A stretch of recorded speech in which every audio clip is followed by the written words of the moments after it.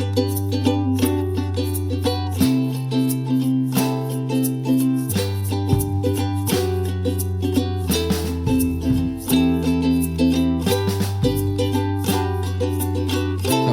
my glob, Russell. Oh my glob. Oh my glob. Oh my glob. You're touching my woman's body. Here comes a bunch of hot grapes. This party needs to be about me. That's not LSP. I don't know what that was. Every party must be about me, Finn. Come on, you know this. Oh, well, welcome everybody to the Never Ending Adventure podcast. We're kicking it off a little funky, a little sexy today because we got a sexy episode, Apple Wedding. Yeah, it's very exciting wedding ceremony for two of our favorite animals, for sure. Yeah. Definitely for sure. Or like wink, wink. Everybody in this episode is punchable to Russell. Two weird animals, just two weird animals and us hanging out. I mean, nothing like it.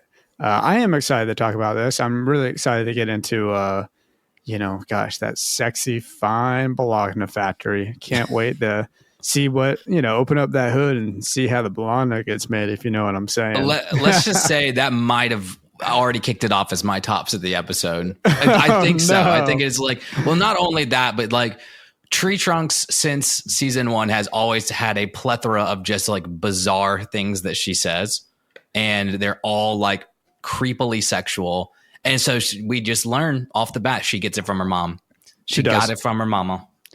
Yeah, she gets it from her mama, and her mama is worse. And also, man, what an LOL moment for me with there being a mom for Mrs. TreeTrunks. I was laughing at that for sure. I just couldn't imagine that there was someone older and still alive, especially in this episode, because you have the running joke. And maybe my tops of the episode, certainly one of the tops of the episode for me, is the running joke that TreeTrunks is being called to the elephant graveyard. That feels so ridiculous and so hilarious at the same time. You know what's going on here, though, right? Have we not gotten to the alien episode?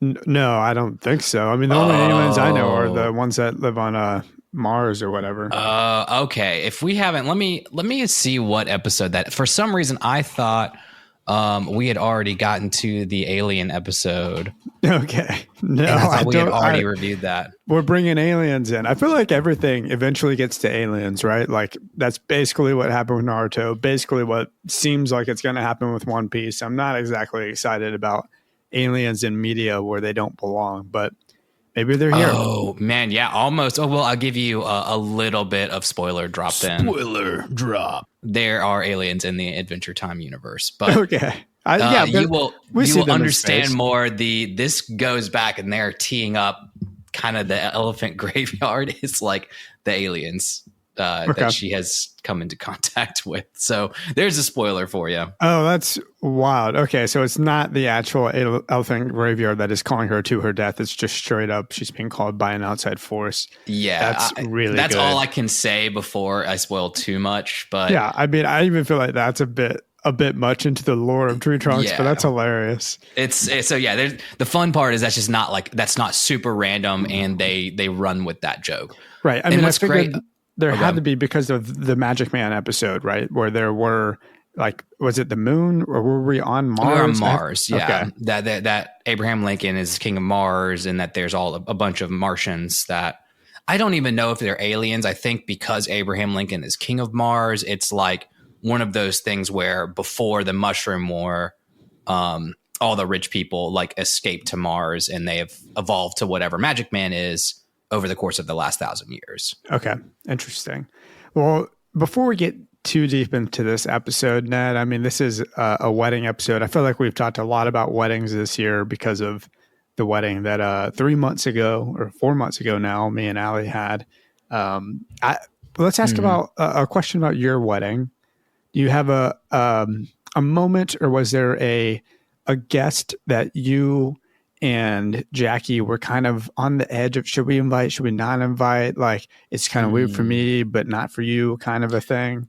I don't know about weirdness. I do have a friend of mine that we really should have invited them, but it was like a right on the cusp invite, and it was like That's and so now natural, though. years later, I'm closer with them than I am a lot of the people that were invited. And so I like really regret not inviting them. That's supernatural. That just happens, right? Yeah, Like, especially a new friend, and you don't know. Like, this was like an old friend, though. This was like an old high school friend, and we hadn't kept up with them for a little bit, you know, like a couple times a year or whatever. And they did ask me, "Hey, I was kind of offended when you didn't invite me to your wedding." And I was like, literally, we talked about it. And it was already like when your name came up, we were already at like 215 invites, or like we were over our count or something so like that. many. Yeah. Wow.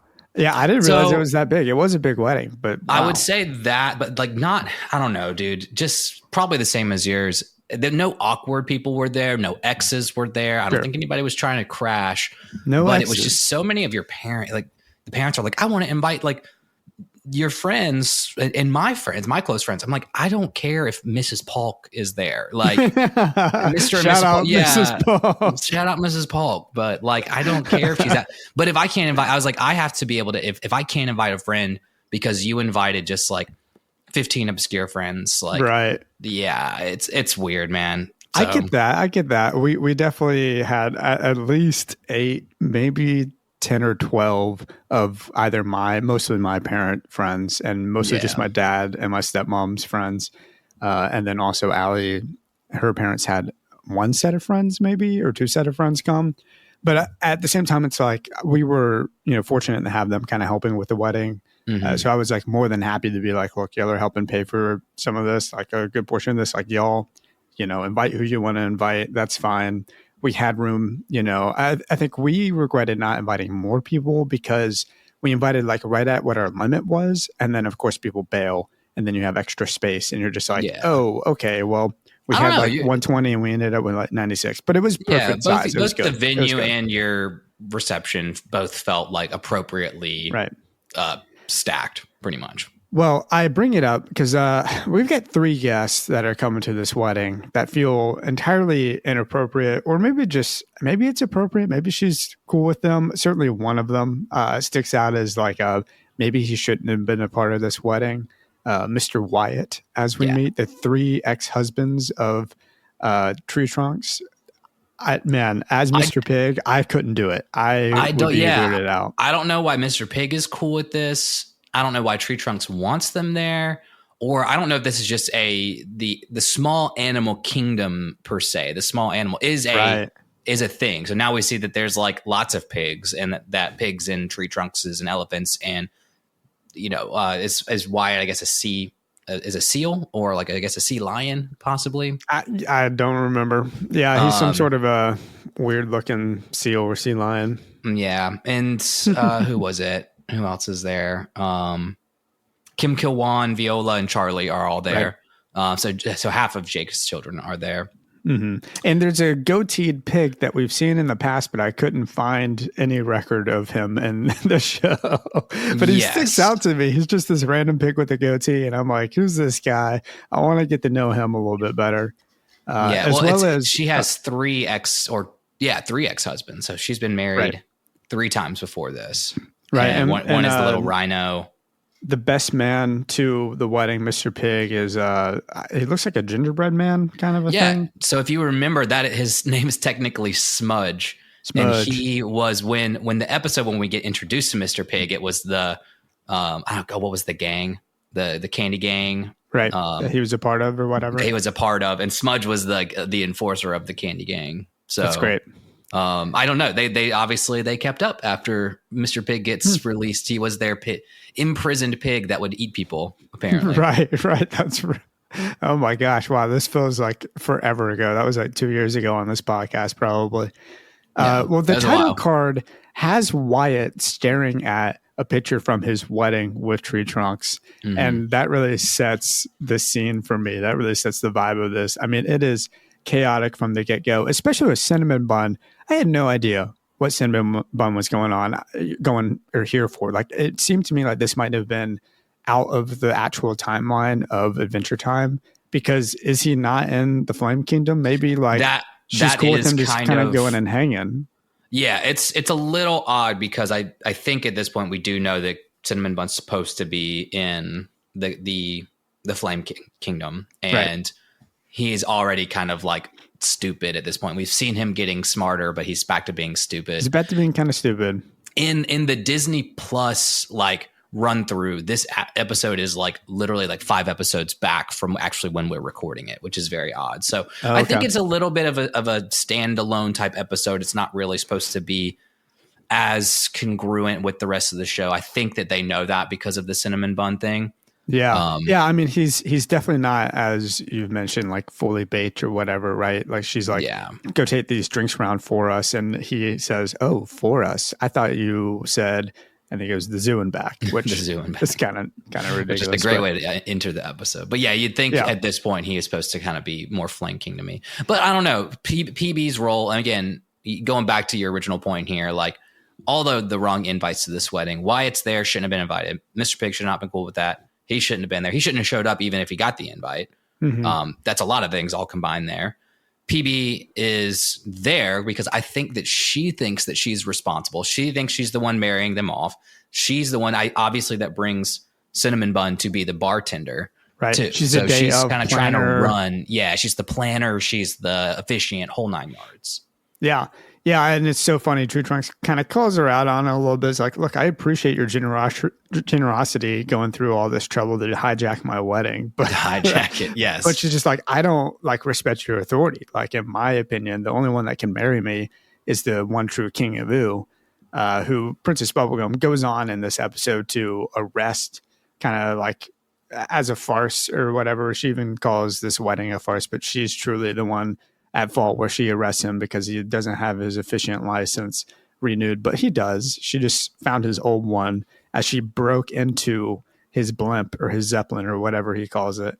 And it's a rough episode for Princess Bubblegum. I guess she's the most punchable. I wanted to give most punchable to Wyatt at one point. I wanted to give most punchable to LSP at one point, but I think Princess Bubblegum really takes the cake. Oh, really? Yeah, I think so. I mean, but for what it's worth, like I'm kind of, you know, I think I'm on the side of the one true King of OOO. I think I might be switching up here. You start to the one true King of OOO, and I've got a little session that we can play, a little game to play. Oh, okay. Around the King of OOO later. Sure. But the PB, I'm on the side of PB in the fact that this guy is sketchy. He's sketchy. Like, we need to figure out. But you know, what she does in this instance is not. It's the 2 rights don't make a wrong. You can't justify doing bad things because you're trying to bring someone else. She breaks into his blimp, his Zeppelin, right? And just breaks through the window pretty much. You can tell he's kind of a skis bag just because he keeps his house terribly in shape, right? And so it's like, yeah, you do want him to be brought down. You do want him to be called out on his sketchiness. My thing about like probably PB not getting most punchable for me, but like LSP is just going to be LSP. Wyatt's going to ruin the day. All this stuff's going to happen. PB should know better to just like not do this on TreeTrunks' wedding day. Like, she could have waited and then gone and been like, "Oh, your license is expired." Like, it didn't have to be that for day. Sure. You know, that ruined that day. That's what's killing it. Yeah, no, I mean, it's definitely her fault. But like you said, King of OOO, sketchy. I don't know how I feel about him. He's seen originally hanging out with like these piglets, and he's kind of saying like, "Oh, let's do a Rorschach test, like ink blot test, sort of a thing, where you close your eyes, tell me what you see." And the pig is just like, "Oh, well, I see like brown and red. Okay, cool. That's 1 year good luck for you." And all the pigs are just like in it. Like he's selling this, like, I'm going to plug myself. I'm performing the ceremony. I'm going to mention that the sun is my life-giving son.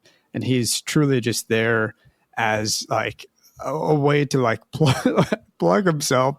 He's, kingofoo.com, baby, you know? Yeah, kingofoo.com. Which isn't a real website. I was bummed about that. It's a good segue. We could buy kingofoo.com. Yeah. That'd be great. We buy, and I don't know what we'd put up on there. Maybe it would just go straight to our website or our stickers. Patreon. Yeah, that'd be actually kingofoo.com can go to our Patreon. Would be great. That'd be awesome. We'll look into that. I bet it's like $5. Probably, yeah. All right, but this is a good segue into my game that we can play here, and it's Actually, I've got a good game we could play. Here we go. Oh, it's called Is It a Cult? Okay, is it a cult? It might be. It is a cult. There are 7 signs that officially are the 7 aspects that have to be checked in order for something to be a cult. So, this is number so 1. Good. This is like my segments, but like you're way outdoing me right now. Oh, good. Yeah, because I'm drum roll. DJ Nettie P, and we're playing Is It a Cult? Yes, please. Number 1, authoritarian leadership. The one true King of OOO. Absolutely. He has to have one true before his name. He doesn't just call himself the King of OOO. He calls himself the one true King of OOO. As if it was like divinely as if it was divinely inspired. So authoritarian leadership. A group is led by a single charismatic leader or small elite group who is seen as infallible. The leader is the ultimate authority, often treated like a prophet, messiah, or source. I can't even talk this morning. Sole source of truth. Okay. Does it check the box, Russell?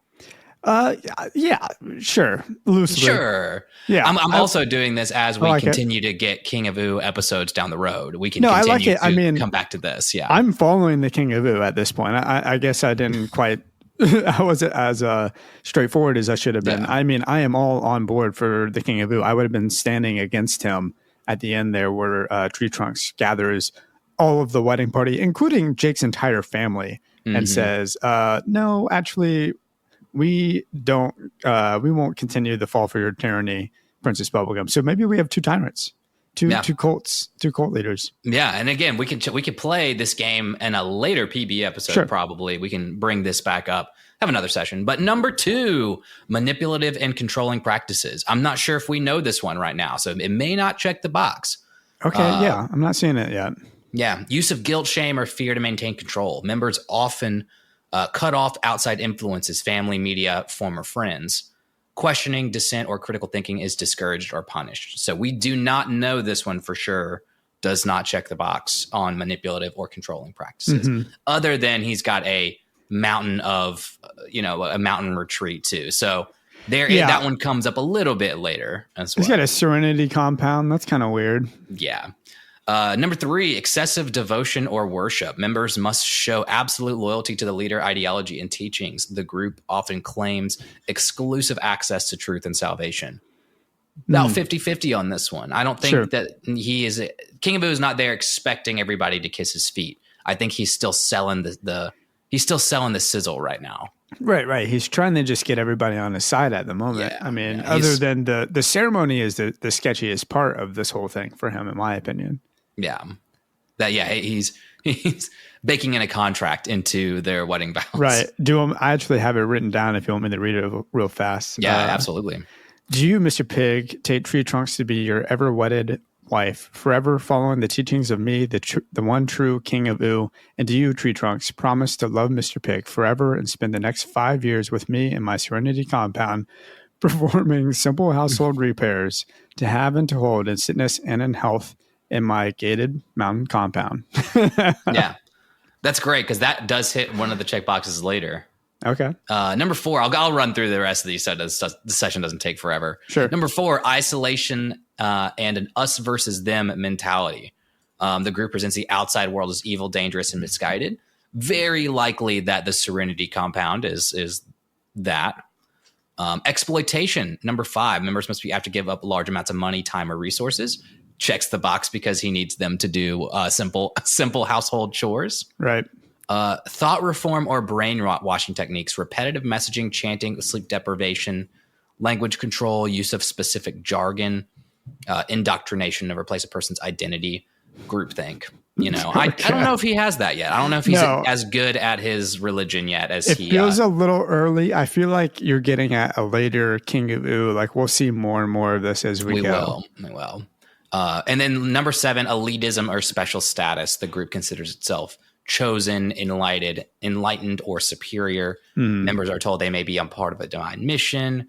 The world is coming to an end and they may be saved again. We're teeing up a cult. So I think our results of the game show today are not a cult yet. Not a cult yet. Hey, I'm in it. I'm hoping it's not a cult because I'm on board for this. So we'll see where it ends up. Yes, it's going to get deeper. We're going to get way deep into it, and it leans more culty. And King of OOO is a terrible cult leader, as in not really? Like evil or bad. I just don't think he's very good at it. I mean, I like where he's going now. He's winning the people over. He's showing face. He's kind of knocking on doors as you do in a political campaign. For some reason, TreeTrunks is on board for it, and she seems to be like really dedicated to whatever the one true King of OOO says. I mean, even at the end there, where they're standing in the prison cell after Princess Bubblegum arrests everybody. Not just the King of OOO. He's just straight up and you're like, Jake, no, y'all are all against me. Jake are in there. Yeah, y'all are all getting arrested. Finn kind of unfortunately shows up at the last moment and then gets arrested. That's kind of not his fault. But I wanted to make a point. Like, Jake was on the side. Like, he was standing there, kind of had to know what was going on, what he was standing for at the very end there, where they're kind of confronting Princess Bubblegum. But anyways, as they're in the cell and he's leaving, he's like, you perform your own ceremony. She's like, okay, like he said we can, like this is legal then, because whatever he says goes. So it really bugs me though, because the grasslands are not part of the Candy Kingdom technically. I think the Candy Kingdom is in the grasslands, just like the Breakfast Kingdom is in the Badlands. Same thing. How can she arrest people that are not technically, if she's authoritarian, she would be able to kind of enforce, like, you have to consider me like you're true and like follow my rules if you live in the Candy Kingdom. But she's like going way outside of her jurisdiction with this. How can she throw TreeTrunks, who doesn't live in the Candy Kingdom, in prison for not following her? Yeah. Like, TreeTrunks technically is not under her jurisdiction. That's just kind of what bugs me here. Yeah. So like, is she going to go to the Breakfast Kingdom and arrest the breakfast, I don't know, the Little Bacon's people, I think, for not worshiping her, Right. I think she sees herself above all others is kind of the vibe that I'm getting. Like, it doesn't really matter what. She's seeing that she is the ruler of the grasslands, which I'm kind of like, she's kind of taking one step outside of the Candy Kingdom here. There does seem to be a trend, and this is the most obvious instance of this, of people kind of like, questioning or thinking like, why is Princess Bubblegum have all this authority? Like, I feel like we got a little bit of that maybe forever ago when we were like doing the new ne'er-do-well thing, where they're kind of like bad talking Princess Bubblegum a little bit. This definitely feels like the first like real obvious instance of like, maybe we're not all happy with her being in control. It's kind of neat that that's been sprinkled in throughout the show a little bit. You were getting prepared for it. You were like, oh, I am seeing that, like, she's not perfect. I am seeing some people like not trusting her. And this is kind of like a culmination of like, yes, we finally, it's out in the open. It's been said. And it's, you would think it would be safe for TreeTrunks to say this kind of thing because she's not a candy person, but lo and behold, she ends up in prison. Freedom of speech. And then the power of love is what gets them all let out of prison. Power of sweet smooches. They appealed to her emotional side, and then the freaking banana guards let all the prisoners go. Every one of them. Doesn't matter what they did. I was looking at all the prisoners that were running away, trying to recognize. I wish there was somebody that had been arrested that we saw run out of the cell, and then we would be like, "Oh, this huge! Like, holy crap! They let him go." I'm trying to think of who we would have had the gang, but we already know the gingerbread man's man is Mr. Pig's best friend. We could have seen the three. I would have loved to have seen like the three rambunctious. I can't remember their names. The children that go to the Lemon Castle. Yes, yeah. I would have loved to have seen them, or Princess Cookie, but Princess Cookie is in a insane asylum, not right. the prison. Yeah, Princess Cookie would have been hilarious if that was the case and not in an asylum. I mean, I kind of was looking for the snail. It would have been funny to see the snail just kind of skirt across the screen. Oh yeah, that would have been a good one. Or come out of the cell or something. But no, it was very funny. As Princess Bubblegum is being the most punchable, I also feel like she's kind of the tops. Like the true tops for me is unfortunately when she knocks out. Oh gosh, I'm drawing a blank on her freaking name.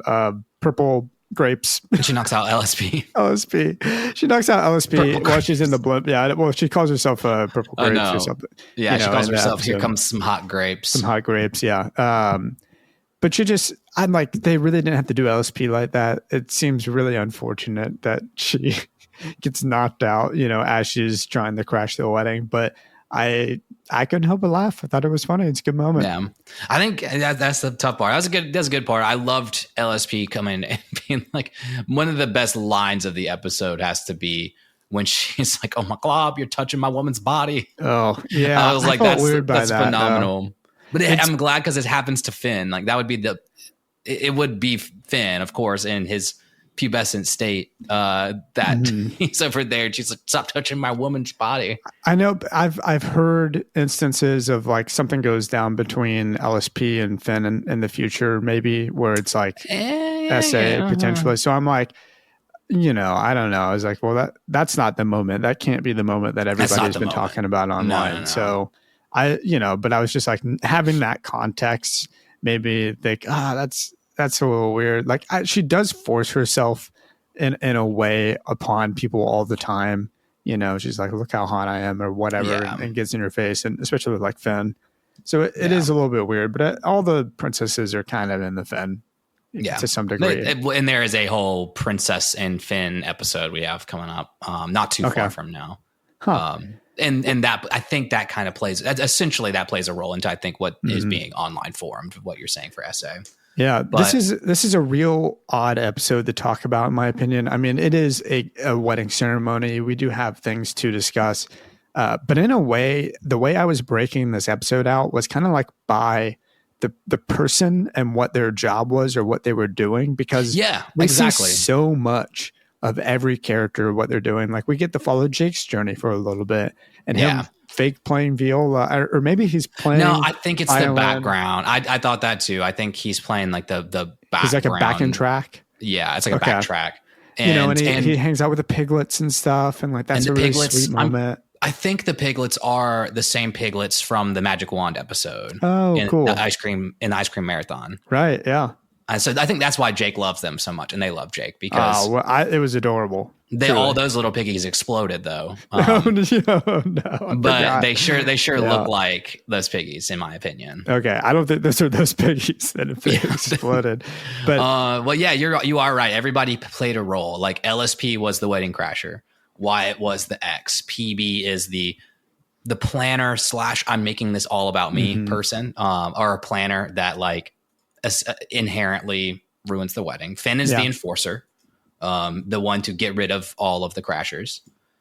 Jake is the musician / the one that takes care of all the nieces and nephews. He's like the fun uncle that's like rallying all the kids around him. Does a great job. BMO is the I'm here and I'm catching the bouquet, like classic person that's just there because they want to celebrate love. BMO just loves love, dude. Yeah, loves flowers, loves weddings. BMO gets the lovely. I hate to say it happens all the time, but like just BMO being so happy. BMO's got a little bow on, like, and then I feel and that's why Wyatt gets my most punchable. Is like you ruined BMO's over there, like that. Everything over there looks so nice. I think it just goes to show that negative energy, unfortunately, can always take over positive energy. It's hard for like a positive influence to win out at the end of the day if you have two people coming at you with that kind of a vibe, at your work or wherever you are. You're always going to kind of empathize or like suck in the negative energy. And it sucks to see it, but that's what happens with BMO, this negative, depressing Wyatt who's there kind of using BMO as like what's he say, a catharsis or whatever. He's like using BMO as a way to get out all his emotions and everything, or he's feeling like the moment is cathartic to him, I guess is really what it is. But it's just the classic like misery loves company mentality. And you see BMO's smile fade away, and you see BMO start to be like, hey, the wedding's, okay, yeah, I'll stay here because I'm not a bad person. And I want to be helpful or be around everybody and be around this love, but like I can't bail on this guy. This guy's having like the worst day of his life potentially, and he's sulking about having this one tennis match. And he's like, was that not wild enough for you, TreeTrunks? We go and play tennis, and that's like this crazy time that we had. And then she leaves him because she beats him, and he cries, and she's like, because I couldn't stop crying when you beat me at tennis that one time. Right. And then he asked BMO to move in with him. Just too much. BMO Like bails. it's just the worst. It's the worst kind of person. Yeah. And we just started watching What We Do in the Shadows. And they're one of the vampires in the house is just not actual vampire. It is an emotional vampire. And it's just like somebody who's so bland and so boring that every time they talk to somebody, like you just said, it just sucks the energy out of them. Dude, that's great. I've been meaning to watch that. I love watching the main character, like videos of him and his like New York said it, all of his little catchphrases and stuff. Also, you need to go back because, and sorry, we're probably getting into my recommendation already, it's a little early because it just kind of flowed with emotional vampire and why it's pretty much an emotional vampire. But it's based on a Funny or Die movie. And it's the 2 stars from Flight of the Conchords, and it's from like 2015. It's like, so it was based on the movie originally. So watch the movie first because it's the 2 guys and then 2 other guys, 2 guys from Flight of the Conchords and then 2 other actors from Funny or Die. Cool. Yeah, that's great. I want to watch the show, and I do like Flight of the Conchords. So that's actually a really good rec for me. Yeah, absolutely. But yeah, we skipped to my rec. We'll keep going back. That was, I think it just flowed naturally. So. No worries. I mean, to be fair, like I don't have too much more to say. I hate the kind of like start to bring this episode to any sort of an end, but like I feel like we've touched everything. My lovely is the little flower girl piglet. Oh yeah, that was a close second for me. I mean, she's adorable. Who doesn't? I think the flower kids or whatever are always like such a fun little like moment because they often don't know what they're doing, or they mess up, or they go and talk to their dad or something like that. I think that's always very, very cute. Yeah. I thought about having my niece and my nephew be the flower kids for ours. They're a little older, and I thought my nephew would have really crushed it. He's like in 8th grade. I think he would have been hilarious, like tossing flowers out. But we ended up not doing it. I was like, I don't want to put them on the spot. You know? Yeah, that's could be, at that age is essentially like you can be really embarrassed if you don't have like a crazy confidence factor. Right. I do have a little Nettie's factoid for you though. We got a little Nettie's factoid. Lay it on me. I was reading through the wiki and I saw that supposedly LSP's dress, the wedding dress that she's wearing, is based off of Princess Diana's wedding dress. It's supposed to be kind of like an exact replica. With the sleeve, with the puffy sleeves and everything. I didn't realize that at first, but I was like, that is actually a really fun fact. And that wedding dress gets absolutely destroyed as she's dragging Finn around. I mean, it was already pretty destroyed. You could tell that she had dug it out of a dumpster. Oh, dude. What is up with LSP, man? Is that just who she is? Yeah, it's just who I think she's so just happy to be out of lumpy space that even living in the woods is not that bad for her. She's thriving. Yeah, she's still in the woods. Thriving. We need an LSP episode. It's been a minute since we've had an LSP episode. Yeah, we really need a top to bottom LSP episode pretty soon. Right. I like this episode, though, because if you think about exactly what you were saying a few episodes ago about season 5 and season 5 Adventure Time, and you're like, it's really like clicking and I'm really vibing with it. Like this is our like B-listers episode. So we get callbacks to Wyatt and TreeTrunks and Mr. Pig and Sludge the gingerbread man and the little piggies and who else am I missing here? Newest introduction is King of OOO, who is another B-list character. He kind of sits in this B-list character world. But outside of Jake, Finn, LSP, I'd say like A-lister. But this season has felt like a B-list character. It's not been in a lot. It's not our Flame Princess, Ice King, Prince Bubblegum, Finn, Jake, Rainicorn, even like. And I'm not talking B-list like cool factor. I'm just talking about like how many times they appear. How often they appear, yeah. But it's kind of cool because like this episode, you're like, oh, I do know everybody in this scene, and I know all their backstories, and I remember when I first met them. So it's kind of cool pulling it all together. All of the people that TreeTrunks and Mr. Pig love, Banana Guard #1. Banana Guard #1. So dumb. Finn, Jake, Banana Guard #1. they all get arrested with them. No, it's a good episode. I agree. I think it's really fun whenever we revisit these old characters. You get to see what they have going on because it's a bit much to always just be doing an adventure with Finn. And Adventure Time I think they handled this kind of back and forth between the main story and kind of letting you live in the world really well. Yeah. So I've got no problem with this episode. And it feels like canonical because it is a wedding and they will forever probably be wed throughout the episode. or like TreeTrunks, maybe she will continue. They will mention that they're married, and it's actually a really important thing that they're married really, really soon. Okay. Really soon is an important aspect that they are married. The like descent between Princess Bubblegum and TreeTrunks, like maybe that will continue on where she, continues to not recognize authority. Yeah, it does. That's actually even one of the like things from the wiki I read, like you read is like, this is the first time that she expresses not just dissent. Like she starts the episode off and she's just like, I just don't recognize you as my leader, because she puts him in jail. Like TreeTrunks dislikes Princess Bubblegum for like the rest of the show. Like she does like, I don't want to be around you. Like get out of here, Yeah. Yeah. So it's, I'm on board, man. I'm enjoying this episode a whole lot. Even despite it not being quintessential season 5 episode, like one that's going to blow me away, be in my top 5 or whatever, it's still very fun to watch and not skippable in my opinion. Like it's worth every minute of it. Yeah. It's funny. I've through this season, I've kind of gone in like from where we were at and just watched the rest of season 5 a few extra times to prep myself for these podcasts.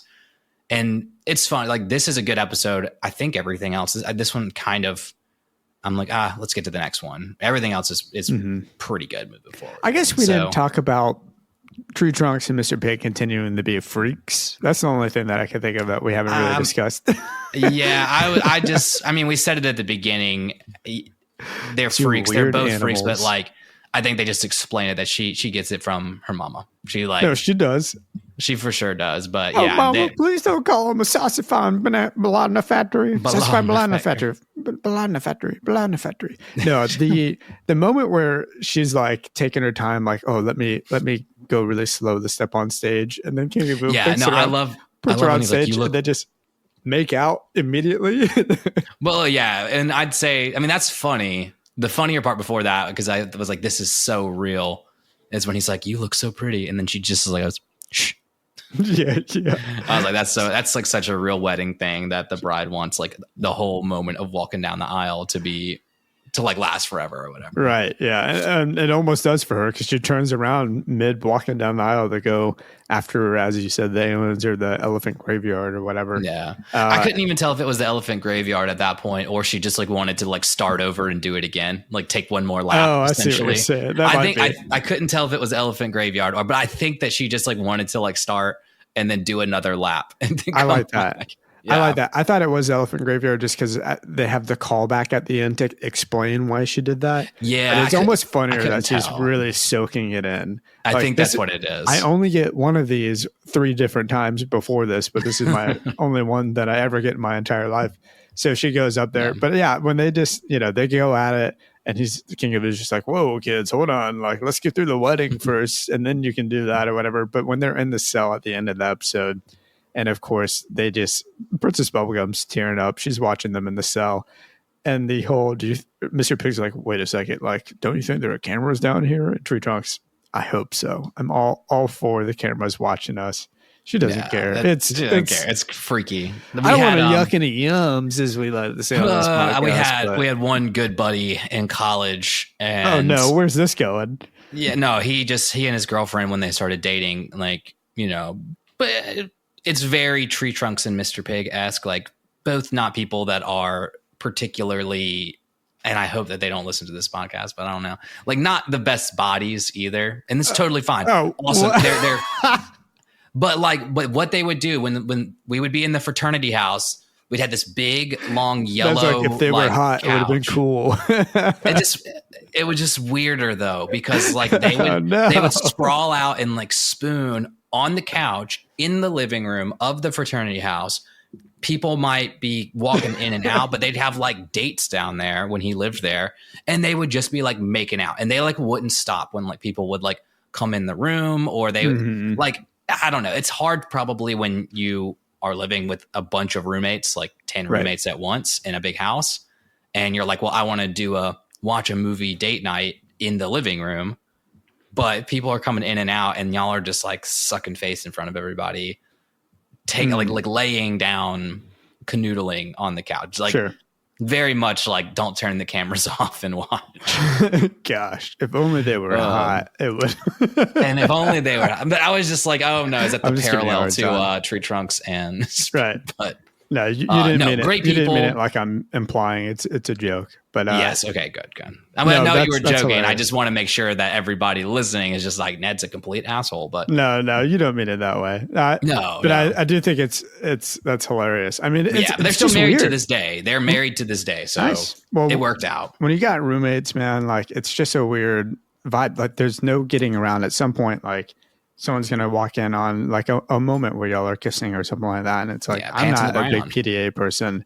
And it's just, I don't know. It's an awkward, like, oh, I wish you weren't here, but like, I know why, me and my girlfriend at the time, like, we're not going to move in together yet or whatever. Like, there's just no way to easily find your own, your own space in a situation, especially like a frat house or whatever, like where you got 10 people. That's crazy, Yeah, kind of crazy. And that's nice to be married. Then you can just do that unapologetically. Unapologetically. Like, that's my wife. That's my wife. You saying nothing? That's my wife. Yeah, that's my wife. She's got no choice. No, I'm just kidding. She's got no choice. I'll lock this down. She has to legally do this once a day. She has to make out with me. She has to make out with me once a day, says the law. Oh, gross. Okay, I'll give you my recommendation. What's your recommendation this week? What's your lesson? Can we do lessons? The lesson was kind of anything. It's just like, if anything's out of the ordinary, if you have out of the ordinary behaviors, thoughts, things you want to do, don't do it on someone else's wedding day. Sure. Looking at you, Princess Bubblegum. Like, go destroy King of OOO on a different day. Why go cry by yourself, not on TreeTrunks' wedding day? Just let the wedding day be about the couple. Nothing else matters. I wonder if it's because it's her fourth that like people just aren't taking it seriously. Like Princess Bum's just like whatever at this point. I mean, she does go out of her way until she finds out that the King of OOO is there. She is trying her hardest to make it the best wedding day possible. So well, that's why she's mad. She takes it personally, but that's the thing. She takes it personally. Right. Why it's not your day. Let TreeTrunks do what she wants. Deal with it later. Deal with your problems later. That's why the lesson is just like, even if someone's if you're going through a breakup, if you're going through a hard time with your family, if all that stuff, if I brought problems from my life to your wedding day and then like made it about me, that has sucked. I wouldn't have done that. Like you have to put that behind for 24 hours and then move on, What's your lesson? My lesson is all elephants are freaks. I think it's the first one. I think that's pretty, like we get that now. With, junk in the trunk. TT's mom. Like they're just all weirdos. Yeah. Not to yuck any yums. The second one though, a little bit more seriously, and this is kind of coming from Allie's perspective, and I totally agree, is surround yourself with people that make the worst of times better. Like she's having her wedding day. It gets totally ruined. I can only imagine as a bride how devastating that would be. And as a groom as well, I would be upset also.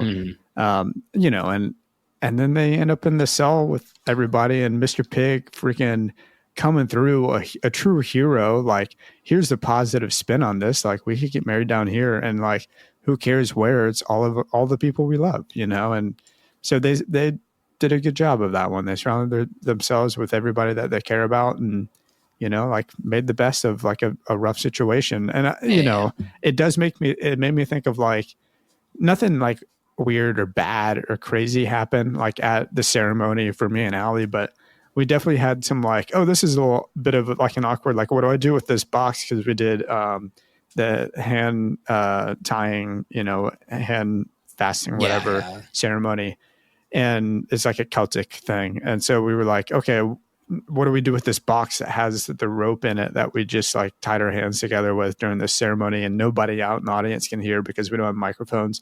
And I'm like turning around to give it to two of my groomsmen. And I'm just like laugh, like we just start giggling. Like, it's like, it's not embarrassing or whatever. It's just like, oh, this is silly. Like, like don't take it too seriously. Just go in and enjoy the day, kind of a vibe. And, and again, like we're around everybody that loves us. No one's judging, like if anything, the audience will get a little bit, the audience, the people at the audience. I think you can't call it an audience. It's my day. The attendees sound weirder. Like, like the congregation sounds weird. They'll enjoy it, Yeah, so. Because you want people that will enjoy when things go chaotic. And there's usually one thing in a wedding that goes chaotic. Usually it's not like TreeTrunks and you don't end up in jail, but sometimes you do.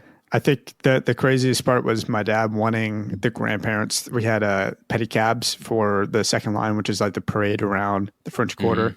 And my dad got upset that like the grandparents didn't all end up in the pedicabs, which we got the pedicabs for them.